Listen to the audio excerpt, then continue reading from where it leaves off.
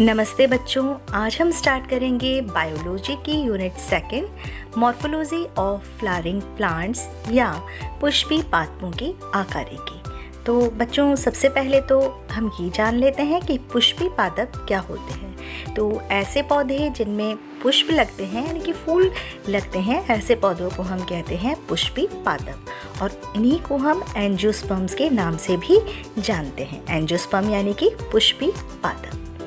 तो आज हम शुरू करते हैं पुष्पी पादपों की मॉर्फोलॉजी यानी कि आकारिकी। तो बच्चों, आकारिकी क्या होती है? आकारिकी का मतलब है किसी भी जीव की बाह्य संरचना या जो उसकी एक्सटर्नल फॉर्म है उसका अध्ययन करना। तो बाहर से वो कैसे दिखते हैं, उनकी बाहरी संरचना कैसी है, इसकी स्टडी को ही हम क्या कहेंगे? मॉर्फोलॉजी। तो बच्चों, प्लांट मॉर्फोलॉजी यानी कि पादप आकारिकी, जिसमें हम पौधों की जो बाहरी संरचना है उसके बारे में स्टडी करेंगे कि पौधों के जो विभिन्न भाग हैं उनमें कौन कौन सी विविधताएं पाई जाती है, क्या क्या डिफरेंट जो स्ट्रक्चर्स हैं वो पाई जाती है, क्या मॉडिफिकेशंस मिलते हैं, हम इसके बारे में स्टडी करेंगे प्लांट मॉर्फोलॉजी के अंतर्गत। तो सबसे पहले हम स्टार्ट करेंगे रूट यानी कि जड़ से। तो चलिए, सबसे पहले हम एक एंजियोस्पर्मिक प्लांट के कौन कौन से पार्ट्स होते हैं ये देखते हैं। तो किसी भी पौधे के दो प्रमुख भाग होते हैं। एक तो भूमिगत भाग यानी कि जो ज़मीन के अंदर होता है उसे हम मूल तंत्र के नाम से जानते हैं, जिसमें कि पौधे की जड़ें शामिल होती हैं। इसी तरह से दूसरा जो पोर्शन है जो कि वायवीय भाग है यानी कि जो भूमि से बाहर की तरफ निकला हुआ है, उस पोर्शन को हम कहते हैं शूट सिस्टम या इसी को हम कहते हैं प्ररोह तंत्र। यानी पौधे के दो भाग हो गए, एक तो भूमिगत भाग जिसे हम मूल तंत्र कहेंगे और दूसरा वायवीय भाग जिसे हम कहेंगे प्ररोह तंत्र। और इस प्ररोह तंत्र में पौधे का तना, उसकी शाखाएं, पत्तियां, फल, फूल जो भाग हैं वो सभी शामिल होते हैं।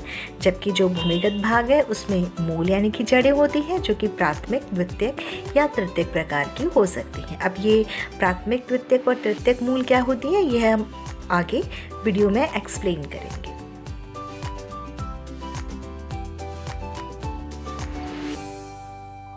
सबसे पहले जो पादप अंग वो है मूल। तो आज हम जिस पादप अंग के बारे में पढ़ेंगे वो है मूल। तो बच्चों, जब बीज का अंकुरण होता है तो उससे दो संरचनाएं निकलती है, एक जिसे हम कहते हैं प्रांकुर और दूसरी जिसे हम कहते हैं मूलांकुर। आप देख सकते हैं चित्र में जो ऊपर की तरफ आपको संरचना दिखाई दे रही है उसे हम क्या बोलते हैं? प्रांकुर। और जो नीचे की तरफ आपको संरचना दिखाई दे रही है उसे हम क्या कहते हैं? मूलांकुर। ये कब बनती है? ये तब बनती है जब बीज का अंकुरण होता है। इनमें से जो प्रांकुर है वो भूमि के ऊपर की तरफ वृद्धि करता है और पादप के प्ररोह तंत्र का निर्माण करता है। इसी तरह से जो मूलांकुर होता है वो भूमि में नीचे की तरफ वृद्धि करता है और इसके द्वारा किसका निर्माण किया जाता है? पादप की मूल यानी उनकी जड़ों का। तो इस तरह से बीज के अंकुरण के दौरान प्रांकुर और मूलांकुर का निर्माण होता है। प्रांकुर प्ररोह तंत्र यानी कि पौधे के वायवीय भागों को बनाता है, जबकि मूलांकुर के द्वारा भूमिगत भाग यानी कि जड़ का निर्माण किया जाता है। इस तरह से हमने देखा कि मूल का निर्माण किसके द्वारा किया जाता है? मूलांकुर के द्वारा। इस मूलांकुर के द्वारा जो पहली मूल बनती है उसे हम किस नाम से जानते हैं? तो उसे हम कहते हैं प्राथमिक मूल। यानी कि मूलांकुर के अंकुरण से जो मूल बनेगी उसे हम क्या कहेंगे? प्राथमिक मूल कहेंगे। अब इस मूल पर जो शाखाएं उत्पन्न होती हैं उन्हें हम किस नाम से जानते हैं? उन्हें हम कहते हैं द्वितीयक मूल। इसी तरह से जब द्वितीयक मूल पर शाखाएं लगती हैं तो उन्हें हम क्या कहते हैं? तृतीयक मूल कहते हैं। तो इस तरह से मूलांकुर के अंकुरण से किसका निर्माण होगा? प्राथमिक मूल का। प्राथमिक मूल पे लगने वाली शाखाओं को हम क्या कहेंगे? द्वितीयक मूल। और द्वितीयक मूल पे लगने वाली शाखाओं को हम क्या कहते हैं? तृतीयक मूल। इस तरह से जो मूलांकुर से बनने वाली ये सभी जड़ और इनकी शाखाएं हैं, इनको मिलाकर हम क्या बोलते हैं? मूसला मूल तंत्र। यानी मूसला मूल तंत्र का निर्माण किसके द्वारा होता है? मूलांकुर के द्वारा। ये आप देख सकते हैं चित्र में, ये आपको जो बीच में दिखाई दे रही है ये क्या है? प्राथमिक मूल। इस प्राथमिक मूल से जो शाखाएं निकल रही है, जैसे ये शाखाएं, इन्हें हम किस नाम से जानेंगे? इन्हें हम कहेंगे द्वितीयक जड़ या द्वितीयक मूल। और इसी तरह से जो द्वितीयक जड़ों पर जो शाखा उत्पन्न होती हैं उन्हें हम क्या कहेंगे? तृतीयक जड़ें। और इस तरह से ये जो जड़ों का तंत्र बनता है उसे हम क्या कहते हैं? मूसला मूल तंत्र। और ये मूसला मूल तंत्र अधिकतर द्विबीजपत्री पौधों में पाया जाता है। साथ ही आप दूसरे चित्र में देख रहे हैं, इन जड़ों को हम बोलते हैं अपस्थानिक जड़ें या अपस्थानिक मूल तंत्र, जो कि अधिकतर घास या जो एक बीजपत्री पादप होते हैं उनकी विशेषता होती है। तो अपस्थानिक जड़ों का निर्माण कैसे होता है? तो बच्चों, कुछ पौधों में जो प्राथमिक मूल यानी कि जो मूलांकुर के अंकुरण से बनती है वो अल्पायु होती है और शीघ्र ही नष्ट हो जाती है। तो अब इनमें क्या होता है कि तने का जो आधारी भाग है वहाँ से अनेक जड़ें निकलती हैं। इन जड़ों को हम किस नाम से जानते हैं? झकड़ा जड़ें या झकड़ा मूल। यानी कि जिन पौधों में मूलांकुर से निकलने वाली प्राथमिक मूल नष्ट हो जाती है, उनमें इसके स्थान पर नई जड़ें बनती हैं जो कि तने के आधारी भाग से निकलती हैं। इन जड़ों को हम क्या कहते हैं? इन्हें हम कहते हैं झकड़ा मूल या झकड़ा जड़ें। अपस्थानिक मूल क्या होती है बच्चों? तो हमने देखा मूसला मूल तंत्र की जो जड़ें होती हैं उनका निर्माण किसके द्वारा होता है? उनका निर्माण होता है मूलांकुर के द्वारा। तो अगर मूलांकुर के अलावा पौधे के किसी भी अन्य भाग से जड़ें निकलती हैं तो ऐसी जड़ों को हम क्या कहते हैं? अपस्थानिक जड़ें। यानी चाहे वो तने के आधारी भाग से निकले, चाहे शाखाओं से या किसी अन्य पादप भाग से, ऐसी जड़ों को हम क्या कहेंगे? अपस्थानिक जड़ें। तो आइए अब हम बात करते हैं एक एक करके जड़ों के कुछ कैरेक्टरिस्टिक फीचर्स के बारे में। फर्स्ट ऑफ ऑल, जड़ें जो होती है वो पौधे का भूमिगत भाग होती है। सेकेंडली, जो जड़ें होती है वो पॉजिटिवली जियोट्रॉपिक होती है। जियोट्रॉपिज्म से क्या मतलब है बच्चों? क्योंकि आपको पता है कि जो जड़ें हैं भूमि के भीतर की तरफ गति करती है या वृद्धि करती है, तो आपको पता है इस तरह से ये ग्रेविटी की दिशा में बढ़ती हैं। इस कारण से इनको हम कहते हैं पॉजिटिवली जियोट्रॉपिक या धनात्मक गुरुत्वानुवर्ती। इसी तरह से जड़ें जो होती है वो पॉजिटिवली हाइड्रोट्रॉपिक भी होती है। हाइड्रोट्रॉपिक का मतलब होता है जल की दिशा में या नमी की दिशा में मूवमेंट करना या गति करना, क्योंकि ये भूमि के भीतर वृद्धि करती है, गति करती है। तो भूमि के भीतर नमी जो होती है वो अपेक्षाकृत ज़्यादा होती है। इस कारण से इनको हम कहते हैं पॉजिटिवली हाइड्रोट्रॉपिक या धनात्मक जलानुवर्ती। इसी तरह से जड़ें जो होती है वो नेगेटिवली फोटोट्रॉपिक होती हैं, क्योंकि आपको पता है प्रकाश जो होता है भूमि के ऊपर की तरफ रहता है, जबकि ये भूमि के भीतर की तरफ गति करती है। इस कारण से इनको हम कहते हैं नेगेटिवली फोटोट्रॉपिक। यानी जो प्रकाश है उसकी विपरीत दिशा में या उससे दूर जो है ये मूवमेंट करती है या गति करती है। इस कारण से हम इन्हें कहते हैं नेगेटिवली फोटोट्रॉपिक। जब बीजों का अंकुरण होता है, यानी कि जब सीड्स जर्मिनेट होते हैं, उस वक्त जड़ों का निर्माण जो है वो बीज के कौन से हिस्से से होता है? हमने देखा था इसका निर्माण होता है मूलांकुर हिस्से से, जबकि प्रांकुर भाग जो होता है वो प्ररोह यानी कि वायव्य पोर्शन को बनाने का काम करता है। इसके अलावा जो जड़ें होती हैं उनमें पर्व और पर्व संधियाँ यानी कि नोड्स और इंटरनोड्स जो है वो नहीं पाई जाती। तो नोड्स और इंटरनोड्स का पाया जाना किसकी विशेषता होती है बच्चों? तनों की। तो तने या स्टेम पर नोड्स और इंटरनोड्स आपको देखने को मिलती हैं, जबकि जड़ों पर पर्व और पर्व संधियाँ यानी कि नोड्स और इंटरनोड्स जो है वो नहीं पाए जाते। तो इस तरह से हमने देखा जड़ें भूमिगत भाग है जो बीज अंकुरण के समय किससे बनती है? मूलांकुर भाग से। इसके अलावा जो जड़ें हैं वो जल और गुरुत्वाकर्षण के प्रति धनात्मक अनुवर्तन प्रदर्शित करती हैं, जबकि प्रकाश के प्रति ऋणात्मक अनुवर्तन प्रदर्शित करती हैं।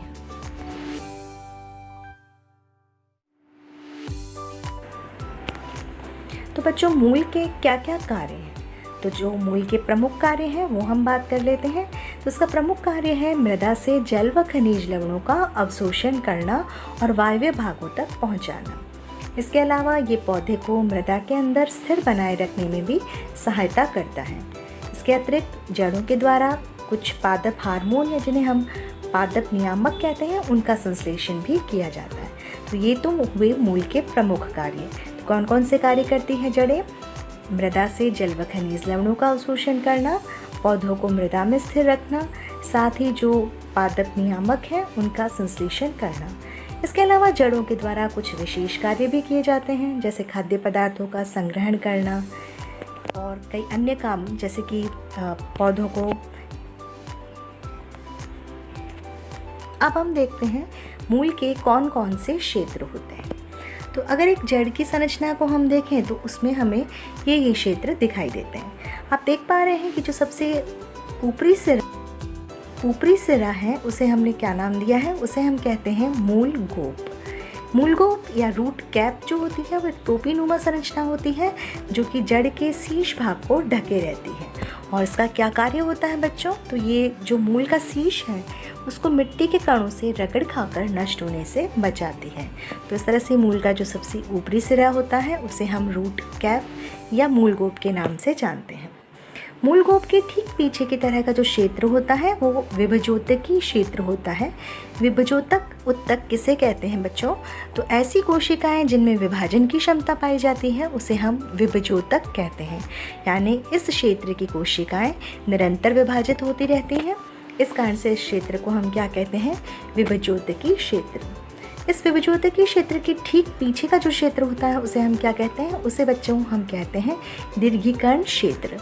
तो विभजोतकी क्षेत्र के द्वारा कोशिका विभाजन से जिन कोशिकाओं का निर्माण होता है, दीर्घीकरण क्षेत्र में वो कोशिकाएं लंबाई में बढ़ती हैं यानी दीर्घित होती हैं। तो इस तरह से ये जो क्षेत्र होता है वो क्या करता है, जड़ की लंबाई को बढ़ाता है। इसके पीछे के क्षेत्र को हम कहते हैं परिपक्वन क्षेत्र। परिपक्वन क्षेत्र यानी कि दीर्घीकरण क्षेत्र के बाद का जो क्षेत्र है उसे हम कहते हैं परिपक्वन क्षेत्र। और इस क्षेत्र की जो कोशिकाएं होती हैं अब उनमें विभाजन नहीं पाया जाता।